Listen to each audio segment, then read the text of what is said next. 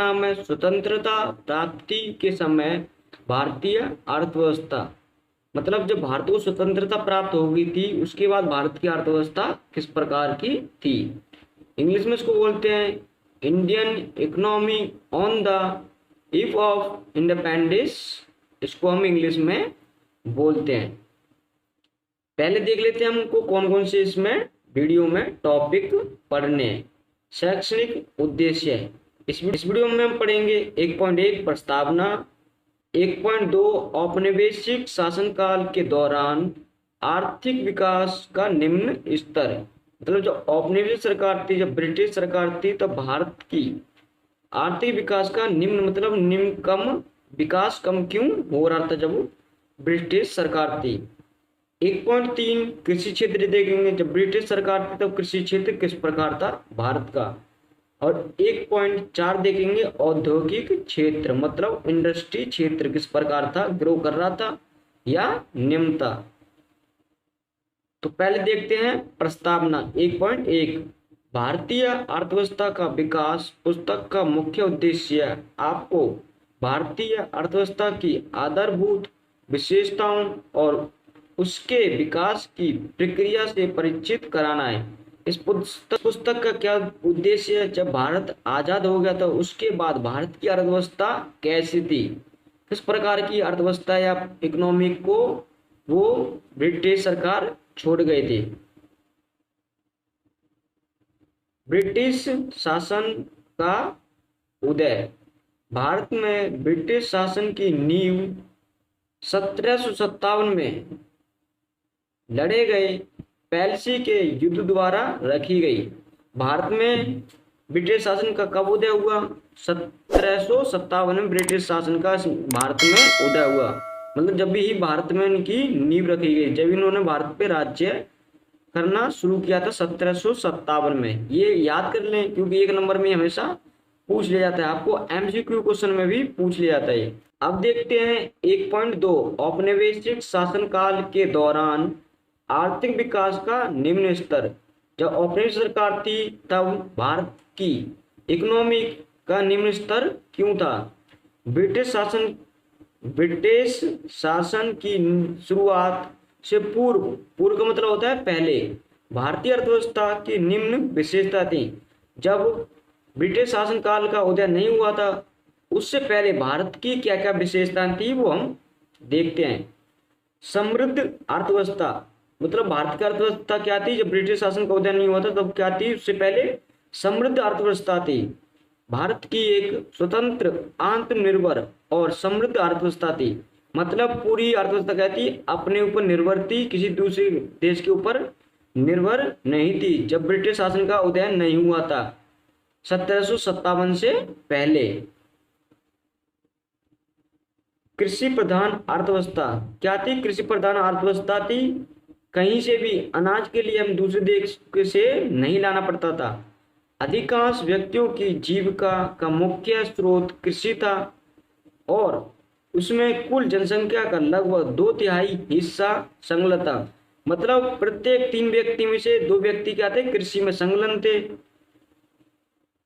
और सब जो भी जीविका चलती थी, मतलब जीवन चलता था उनका क्या चलता था, कृषि से चलता था। मुख्य जीविका का स्रोत क्या था, उनका कृषि था।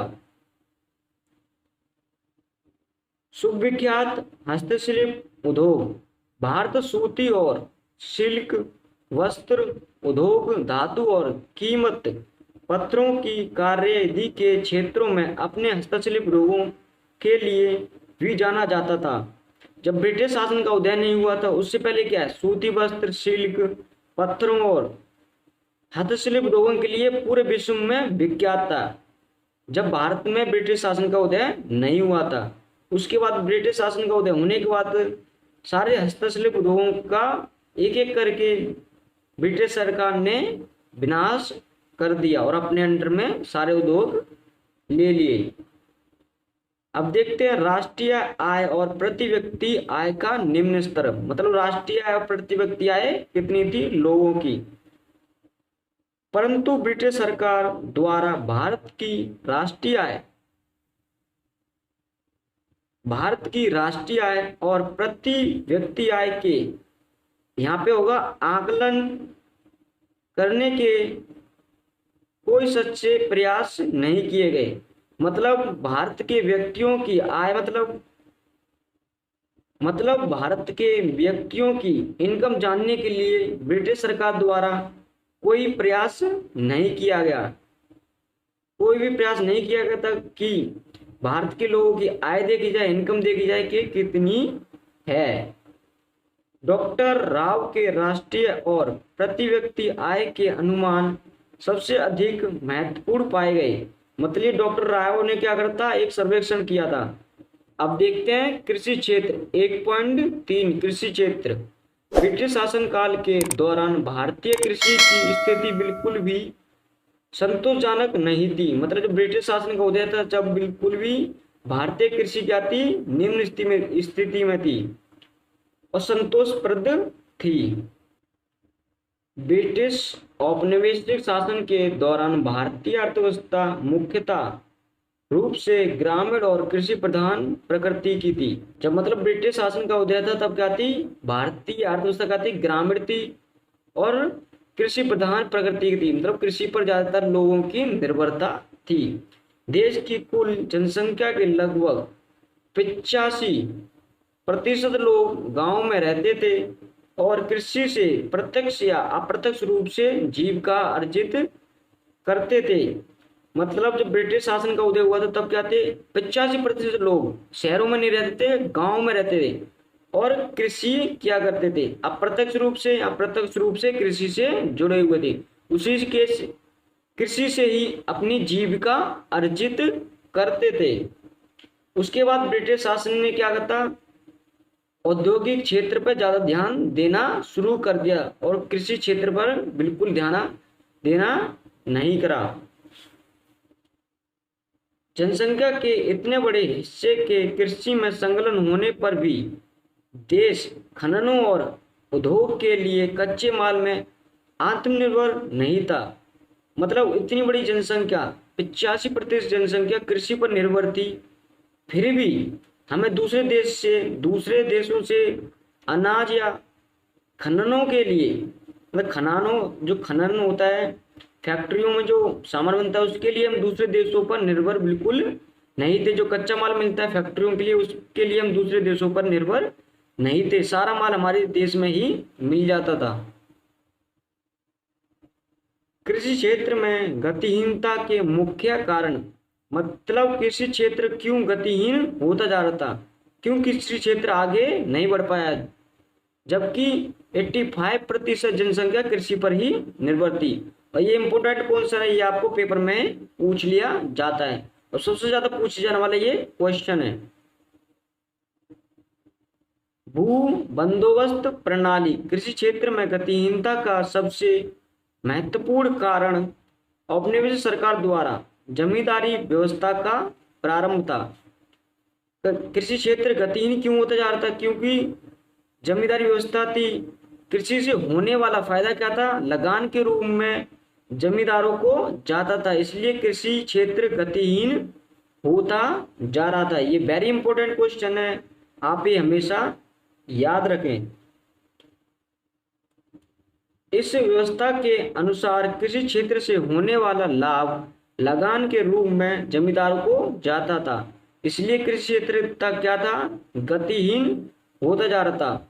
मतलब 100% जब किसान खेती किया करते थे उसमें से कम 70% जमींदारों को चला जाता था, इसलिए कृषि क्षेत्र क्या था, गतिहीन होता जा रहा था, मतलब बिछड़ता जा रहा था। ये 2 पॉइंट और देखते हैं। जमींदारों का मुख्य उद्देश्य है किसान की आर्थिक स्थिति की परवाह किए बगैर लगान एकत्रित करना था। मतलब जमींदारों को क्या था, किसानों की चिंता बिल्कुल नहीं थी। उन्हें क्या चाहिए थे, अपने लिए बगैर चिंता किए लगान वसूलना था, मतलब लगान एकत्रित करना था। उन्हें किसानों की कोई परवाह नहीं थी, कोई किसान मरे या कुछ भी हो, उन्हें अपना पूरा लगान चाहिए, चाहे कृषि सही हो चाहे नहीं हो, चाहे अनाज पैदा हुआ हो या नया हुआ हो। लेकिन उसे किसान, उनको जमींदारों को क्या है, अपना लगान पूरा चाहिए, इसलिए कृषि क्षेत्र क्या था, गतिहीन होता जा रहा था, पीछे बिछड़ता जा रहा था। चौथा पॉइंट देखते हैं, जमींदारों और औपनिवेशिक सरकार द्वारा कृषि की स्थिति में सुधार लाने के लिए प्रयास नहीं किए। कृषि क्षेत्र में क्या है? सुधार लाने के लिए जमींदारों और औपनिवेशिक सरकार मतलब ब्रिटिश सरकार द्वारा कृषि क्षेत्र को सुधार लाने के लिए कोई प्रयास नहीं किया गया। न सिंचाई की व्यवस्था की गई, न खाद की व्यवस्था की गई, न ही दवाइयों की व्यवस्था की गई। इसीलिए कृषि क्षेत्र क्या था? गतिहीन पे गतिहीन होता जा रहा था, बिछड़ता ही जा रहा था। ये आप 4 पॉइंट याद कर लें और पेपर में हमेशा पूछे जाते हैं। कृषि क्षेत्र क्यों गतिहीन होता जा रहा था ब्रिटिश शासन काल के दौरान? देखते हैं, कृषि का व्यवसायीकरण मतलब कृषि का व्यवसायीकरण कर दिया गया। कृषि को व्यवसाय के रूप में यूज किया जाने लगा। कृषि के व्यवसायीकरण का अर्थ फसलों का उत्पादन स्वयं उपयोग के लिए ना करके बाजार में बेचने के लिए करने से होता है। व्यवसायीकरण का मतलब होता है खुद के लिए उपयोग ना करना, मतलब जो खेती कर रहे हैं, जो हम फसल उगा रहे हैं, वो अपने लिए उपयोग ना करके हम क्या करते हैं? बाजार के लिए उसे उपजाते हैं और बाजार में बेचने के लिए उसे हम उगाते हैं। ब्रिटिश सरकार द्वारा क्या किया गया था? कृषि का व्यवसायीकरण कर दिया गया था। मतलब अंग्रेजों ने क्या करा? अपने व्यवसाय और अपने बाजारों को चलाने के लिए किसानों से वही फसल उगाई जो उनको चाहिए थी।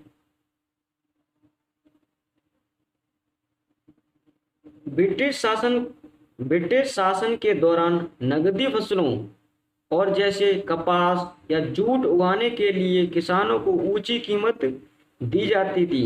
मतलब अनाज या गेहूं बिल्कुल नहीं उगाया जाता, कपास जूट उगाने के लिए किसानों को मजबूर किया जाता था और उन्हें उसके लिए ऊंची कीमत भी दी जाती थी। मतलब किसी का व्यवसायीकरण कर दिया गया।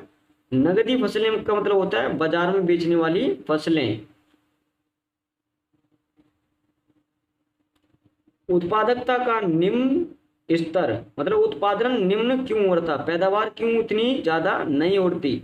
तकनीक का निम्न स्तर मतलब फसलों को उगाने के लिए तकनीक का बिल्कुल इस्तेमाल नहीं किया जा रहा था, पुरानी ही तकनीक थी।